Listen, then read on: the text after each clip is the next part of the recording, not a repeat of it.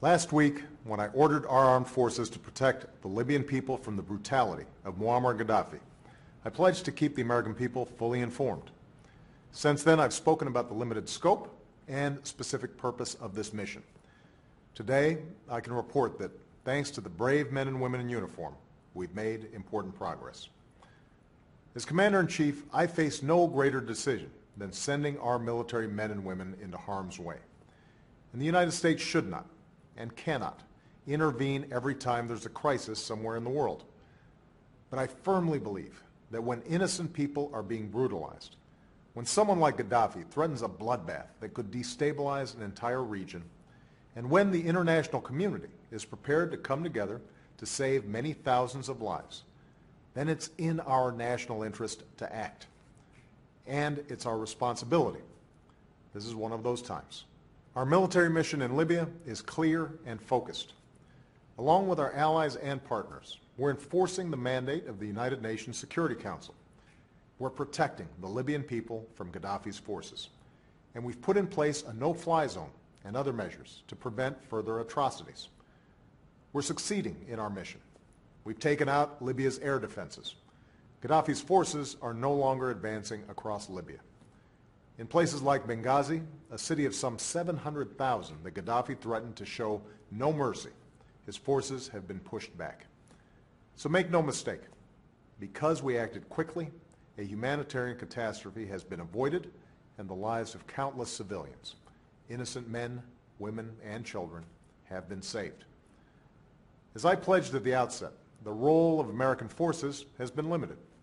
We're not putting any ground forces into Libya. Our military has provided unique capabilities at the beginning, but this is now a broad international effort. Our allies and partners are enforcing the no-fly zone over Libya and the arms embargo at sea. Key Arab partners like Qatar and the United Arab Emirates have committed aircraft. And as agreed this week, responsibility for this operation is being transferred from the United States to our NATO allies and partners. This is how the international community should work. More nations, not just the United States, bearing the responsibility and cost of upholding peace and security. This military effort is part of our larger strategy to support the Libyan people and hold the Gaddafi regime accountable. Together with the international community, we're delivering urgent humanitarian assistance. We're offering support to the Libyan opposition. We've frozen tens of billions of dollars of Gaddafi's assets that can help meet the needs and aspirations of the Libyan people. And every day, the pressure on Gaddafi and his regime is increasing. Our message is clear and unwavering. Gaddafi's attacks against civilians must stop. His forces must pull back. Humanitarian assistance must be allowed to reach those in need. Those responsible for violence must be held accountable. Muammar Gaddafi has lost the confidence of his people and the legitimacy to rule, and the aspirations of the Libyan people must be realized. In recent days, we've heard the voices of Libyans expressing their gratitude for this mission.